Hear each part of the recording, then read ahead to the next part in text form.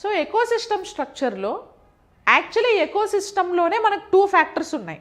ఏమేమన్నారు ఆ 2 ఫ్యాక్టర్స్ చెప్పండి?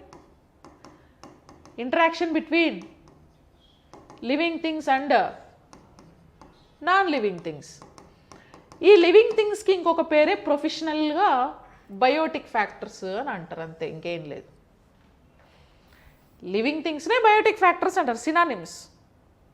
బయో అంటే లైఫ్ కదా, బయో అంటే లైఫ్. సో లివింగ్ థింగ్స్, ప్రాణం ఉన్న వాటన్నిటికీ లైఫ్ ఉంది, లైఫ్ ఉన్నవి బతుకుతాయి కాబట్టి bio factors means living things. Abiotic factor means non living things. Okay, abiotic factors means non living things, biotic factors means living things. ఇప్పుడు ఈ రెండింటి గురించి మీరు చదవాలి. లివింగ్ థింగ్స్ అంటే ఏంటి, what is the example for living things, what is the proper functions which is involved in environment, ఎన్వైర్న్మెంట్లో వాటి ఫంక్షన్స్ ఏంటి, వాటి రోల్ ఏంటి, వాటి పాత్ర ఏంటి, ఇవన్నీ చూడాలి. ఇప్పుడు ఫస్ట్ ఏ బయోటిక్ ఫ్యాక్టర్స్, బయోటిక్ అని రెండిటిగా మనం సెగ్రిగేట్ చేసాం. ఇప్పుడు ఏ బయోటిక్ అంటే ప్రాణం ఉన్నవా లేనివా? ప్రాణం లేనివి. ప్రాణం లేని వాటిల్లో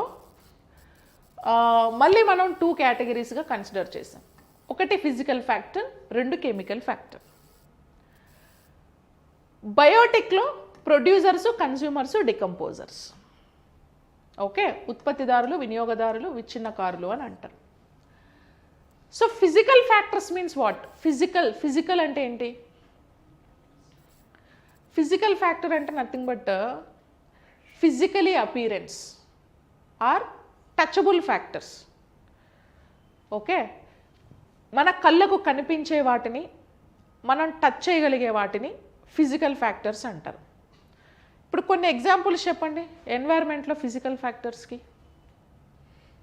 కళ్ళకు కనిపించేవి, టచ్ చేసేవి, దట్టు ఏ బయోటిక్ అయి ఉండాలి, ప్రాణం లేనివై ఉండాలి. ఏంటి ఎగ్జాంపుల్స్?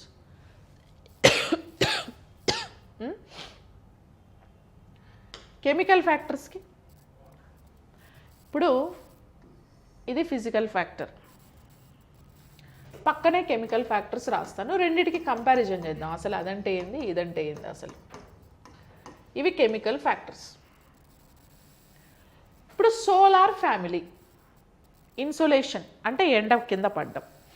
ఇప్పుడు సోలార్ ఫ్యామిలీ, సన్ మనకు కనపడతాడు కదా, సన్, స్టార్స్, ఇవన్నీ physical appearance plus biotic. Abiotic? Solar family ఏ బయోటిక్.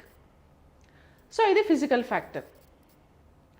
ఇంకా albedo, earth reflect the light, nothing but light. Light కూడా సోలార్ ఫ్యామిలీ కిందే వస్తుంది, physical factor. Environment pressure, physical factor. Water vapour, ఎన్విరాన్మెంట్లో ఉండే water vapour, physical factor. Altitude, physical factor. Water is also physical factor, వాటర్ని touch చేస్తాం, చూస్తాం. Soil is also physical factor. Air is also physical factor. ఎయిర్ని మనం చూడలేకపోయినా మనకి స్పర్శ, ఇప్పుడు గాలి మన మీద వీచిందనుకో, గాలి వస్తే ఆ స్పర్శ తెలుస్తుంది కదా. ఇవన్నీ ఫిజికల్ ఫ్యాక్టర్స్కి ఎగ్జాంపుల్స్. ఓకే, మనం చూడగలిగేవి, టచ్ చేయగలిగేవి, మన కళ్ళకి కనపడేవి, ఇవన్నీ ఫిజికల్ ఫ్యాక్టర్స్. అండ్ ప్రాణం లేనివి. రాక్స్ కూడా చెప్పొచ్చు, రాక్స్, రాళ్ళు, అవి కూడా చెప్పొచ్చు. ఓకేనా. కెమికల్ ఫ్యాక్టర్స్ అంటే కెమికల్ ఫ్యాక్టర్స్ అంటే కెమికల్స్ ఉన్నవి కెమికల్ ఫ్యాక్టర్స్. ఓకే, ఇప్పుడు చూడండి, ఇప్పుడు వాటర్ ఫిజికల్ ఫ్యాక్టర్ అన్నా కదా, వాటర్లో మనకేమేమి ఉంటాయండి? Water physical factor. వాటర్లో ఏముంటాయి? హైడ్రోజను, ఆక్సిజను, ఇంకా సాల్ట్, వాటర్లో ఉండే సాల్ట్. ఓషన్ వాటర్లో సాల్ట్ ఉంటుంది కదా. వాటర్లో మినరల్స్ ఉంటాయా లేవా? మినరల్స్ అంటే మినరల్స్ కావాలంటే మినరలైజ్డ్ వాటర్లో ఉండవు. ఇప్పుడు మీరు తాగే మినరల్ వాటర్లో మినరల్స్ ఉండవు, ఓన్లీ H2O తాగుతాం అంతే మనం. మినరల్ వాటర్ తాగాలి అంటే గ్రౌండ్ వాటర్ తాగాలి. భూమి లోపలే కదా డిఫరెంట్ మినరల్స్ ఉంటాయి. అండర్ గ్రౌండ్ వాటర్, బోర్లేసి బావులు తవ్వి, లేకపోతే రివర్ కూడా భూమి మీదే పోతుంది కాబట్టి సాయిల్లో ఉండే న్యూట్రిషన్ని మొత్తం అబ్జార్బ్ చేస్తుంది. రివర్ న్యూట్రిషన్ కానీ, రివర్ వాటర్ కానీ, ఇంకా బావులలో వాటర్ కానీ, అండర్ గ్రౌండ్ వాటర్ బోర్ వేసి బయటికి తీస్తామే, ఇలాంటి వాటర్ తీసుకుంటేనే మినరల్స్ ఉంటాయి. మినరల్ వాటర్లో ఏముండదు. అందుకే ఇవాళ చాలామందికి అయోడిన్ డెఫిషియన్సీ, థైరాయిడ్ వస్తుంది, ఐరన్ డెఫిషియన్సీ, అనీమియా వస్తుంది, కాల్షియం డెఫిషియన్సీ, బోన్స్ పెయిన్ వస్తాయి, ఒక అరగంట నిల్చోలేరు, నడవలేరు, కాళ్ళ నొప్పులు వస్తాయి, ఫిజికల్ యాక్టివిటీస్ చేయలేకపోతున్నారు. 50 ఏళ్ళకి మంచాన పడతారు, 50-60 ఏళ్ళకి ఇంకా అవుట్. షుగర్ వస్తుంది, బీపీ పెరుగుతుంది. ఇవన్నీ లేకుండా ఉండాలంటే మంచి అండర్ గ్రౌండ్ వాటర్ తీసుకోవాలి. ఒకప్పుడు అవే కదా. ఇప్పుడు మిగతా జంతువులన్నీ మనలాగా మినరల్ వాటర్ తాగుతున్నాయా? లే కదా. ఆవులకి గేదెలకి మినరల్ వాటర్ పెడుతున్నామా? ఏ పడితే అవి వర్షపు నీళ్ళు కూడా పెట్టేస్తాం. అందుకే వాటికి బీపీ రాదు, షుగర్ రాదు, థైరాయిడ్ రాదు, క్యాన్సర్ రాదు, మంచిగా హ్యాపీగా ఉంటాయి. మళ్ళీ మనకి కంఫర్ట్స్ ఎక్కువ, ఫెసిలిటీస్ ఎక్కువ. అవునా? ఇల్లులు ఉంటాయి, ఎండ వస్తే ఏసీ ఉంటుంది, వాన వస్తే హీటర్లు ఉంటాయి. వాటికి ఏమీ లేకుండా బయట ఉన్నా కూడా అవి మంచిగా ఉంటున్నాయి. బికాస్ ఇమ్యూనిటీ సిస్టమ్ ఎక్కువ, వాటికి హెల్దీ ఫుడ్ తింటున్నాయి. మనలాగా అవి ఫుడ్ హ్యాబిట్స్ మనకి ఏందండి? ఏం తింటున్నారు మీరు? పిజ్జా, బర్గర్, పానీపూరి, భయ్యా తోడ ప్యాజ్ దాలో, ఎక్స్ట్రా చీజ్ దాలో, నూడిల్స్, ఇంకేమో తింటారు కదా, మోమోస్ అని. Junk fast food, fried rice, junk తిని అక్కడ తయారయ్యారు. అవి మంచిగా లీఫీ వెజిటేబుల్స్, ఫ్రూట్స్, ఇంకా రైస్ నుంచి వచ్చిన తౌడు తెలుసా? B1 విటమిన్ ఎక్సలెంట్గా ఉంటుంది. అందుకే బ్రౌన్ రైస్ తినాలి. బ్రౌన్ రైస్ తింటే షుగర్ రాదు, వైట్ రైస్ తింటే షుగర్ వస్తుంది. ఇంకా అండర్ గ్రౌండ్ వాటర్ తాగుతాయి, చెరువుల్లో, కాలువలలో ఏ వాటర్ పడితే ఆ వాటర్ తాగుతాయి. మంచిగా ఆర్గానిక్ ఫుడ్ తీసుకొని హెల్దీగా ఉంటాయి, ఏ ప్రాబ్లం ఉండదు వాటికి. మనకే అన్నీ వస్తాయి. Okay, because food habits. ఇప్పుడు వాటర్ ఏమో ఫిజికల్ ఫ్యాక్టర్ కింద రాసాం, వాటర్లో ఉండే మినరల్స్, సాల్ట్స్ ఏమో కెమికల్ ఫ్యాక్టర్ కింద రాసాం. అర్థమైందా? కెమికల్స్కి ఫిజికల్కి తేడా. సాయిల్ ఫిజికల్ ఫ్యాక్టర్ కింద రాసావు. సాయిల్లో న్యూట్రిషన్ ఉంటుంది కదా. మళ్ళీ సాయిల్లో ఏమేమి ఉంటుంది న్యూట్రిషన్?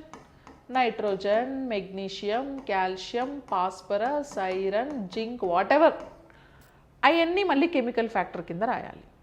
కెమికల్స్ అవి. ఎయిర్ ఫిజికల్ ఫ్యాక్టర్ కింద రాసావు.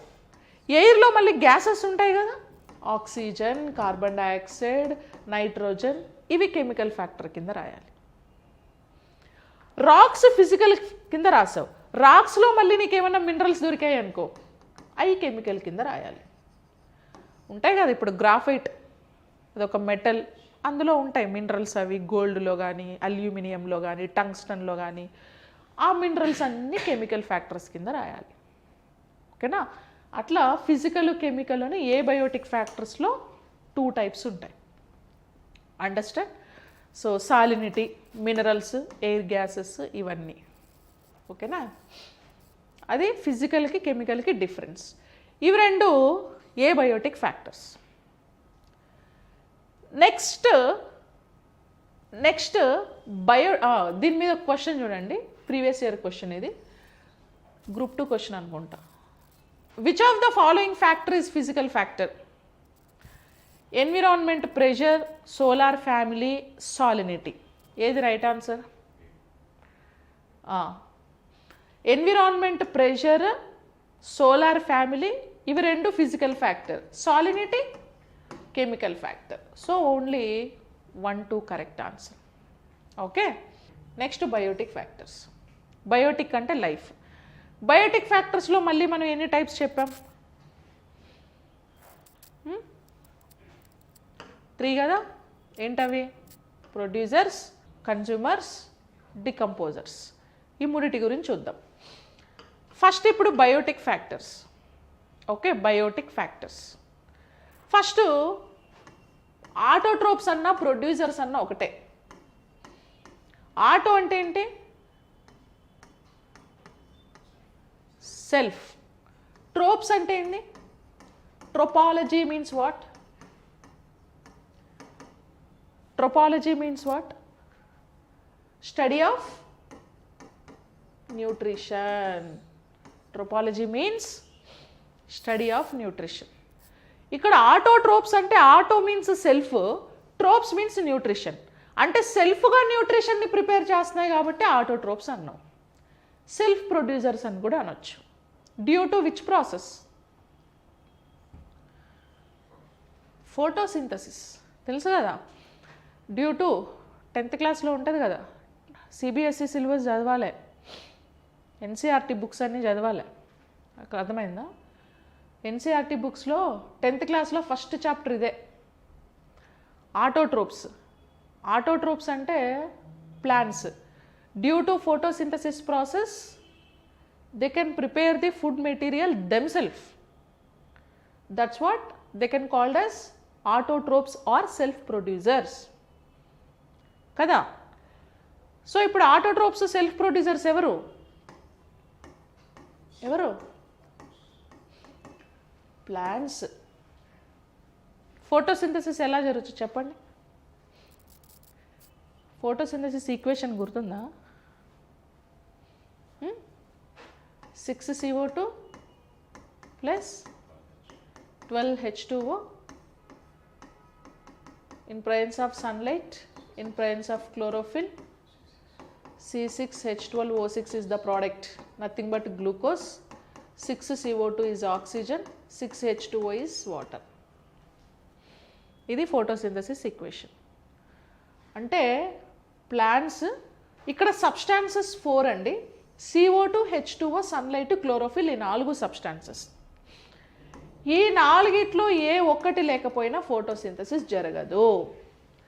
వితౌట్ వాటర్ జరగదు, వితౌట్ కార్బన్ డైఆక్సైడ్ జరగదు, వితౌట్ సన్లైట్ జరగదు, వితౌట్ క్లోరోఫిల్ జరగదు. ప్రోడక్ట్ ఏంటి? గ్లూకోజ్. ఈ 2 sub products. Oxygen, water both are like sub products. ఇది బయాలజీ టాపిక్, మీకు అవసరం లేదు. Both are sub products. ఇక్కడ ఆటోట్రోప్స్ మళ్ళీ 2 టైప్స్గా డిఫైన్ చేశారు, చూసారా? Photo autotrophs, chemo autotrophs. Okay, so ఏంటవి? Photo autotrophs, chemo autotrophs. So autotrophs are 2 types. One is like photo autotrophs, and second one is chemo autotrophs.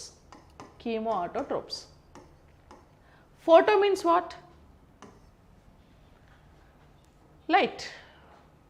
Photo ante endi? In presence of light, anyone they can prepare the food. Those are like photo autotrophs.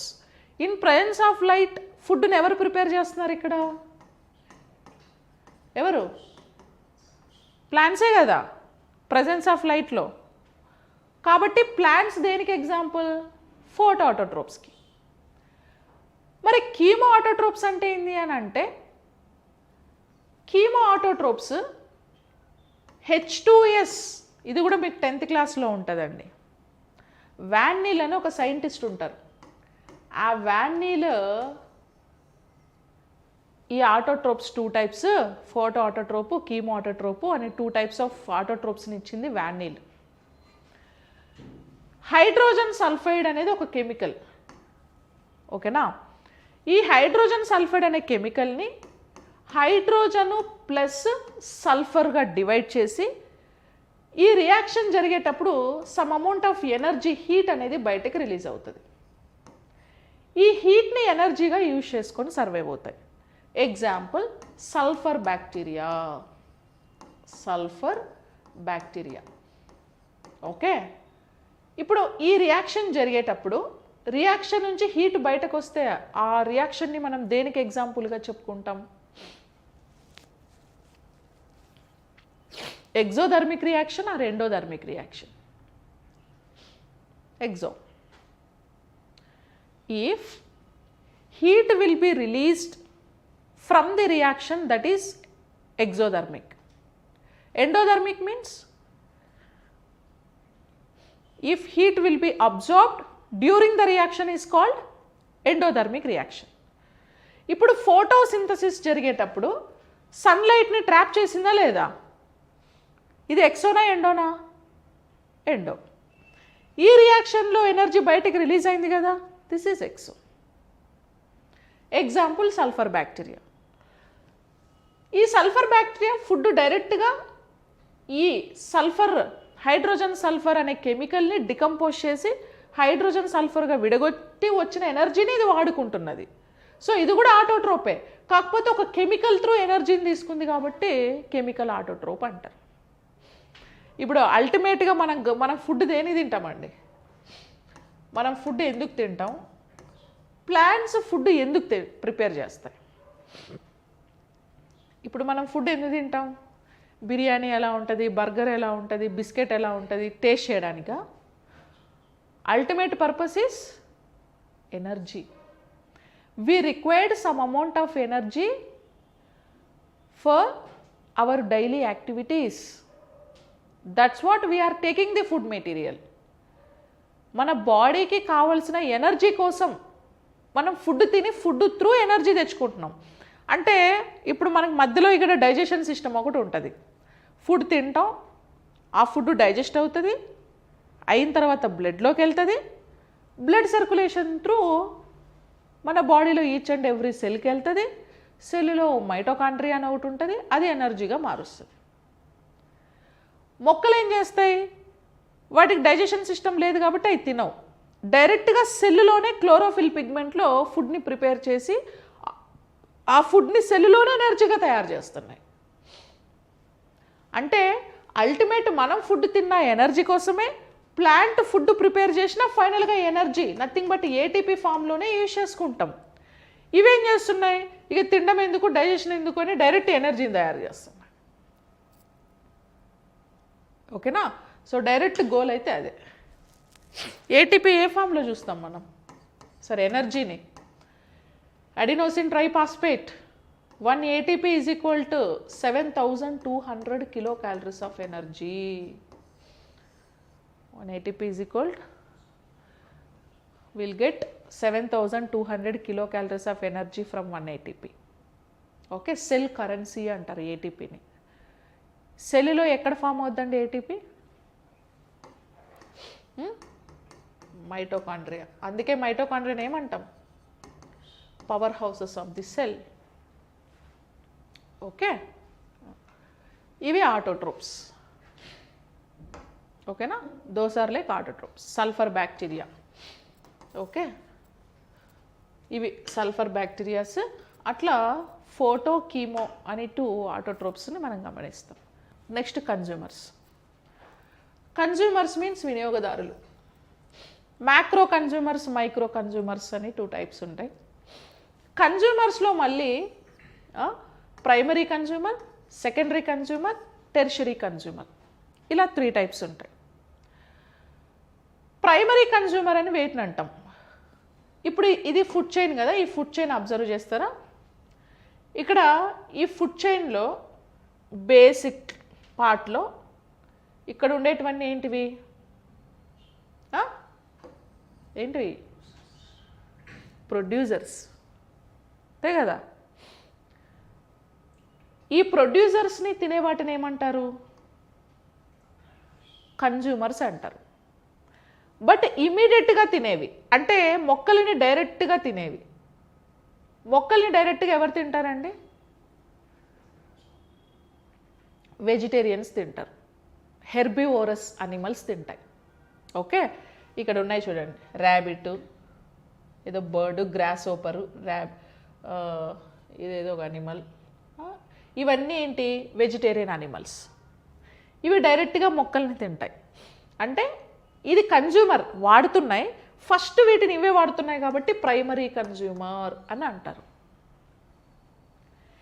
మళ్ళీ వీటిని తినే animals కూడా ఉంటాయి. Okay, ఇప్పుడు ఏదైనా ఫ్రాగ్ని snake తింటుంది.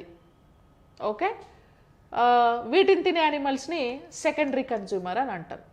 వీటిని తినే యానిమల్స్ కూడా ఉంటాయి, వాటిని టెర్షరీ కన్జ్యూమర్స్ అని పిలుస్తారు. Okay, food chain, nothing but food chain. ఇవి ప్రైమరీ, వాటిని తినేవి సెకండరీ తినేవి టెర్షరీ కన్జ్యూమర్స్, అలా తింటాయి అన్నమాట.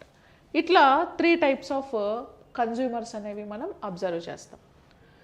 ఫుడ్ చైన్ మళ్ళీ మీకు సపరేట్ టాపిక్ ఉంది, అక్కడ ఫుడ్ చైన్ గురించి మాట్లాడదాం. Okay, next decomposers. Detritivores or విచ్ఛిన్నకారులు. డికంపోజర్స్ అని అంటే డెడ్ బాడీస్ని తినేవి, డెట్రిటస్ ఫుడ్ చైన్ అని పిలుస్తారు. ఓకే, ఇప్పుడు ఇదేంది, ఇది మష్రూమ్ ఏంటది, ప్లాంట్, అది మష్రూమ్ ఏంది,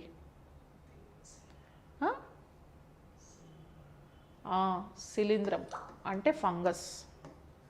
శిలీంధ్రం అంటే ఫంగస్, మష్రూమ్ ఫంగస్ కదా. ఫంగస్లు ఎక్కడ వస్తాయి, వెట్ ఏరియాస్లో, డెడ్ ఏరియాస్లో వస్తాయి.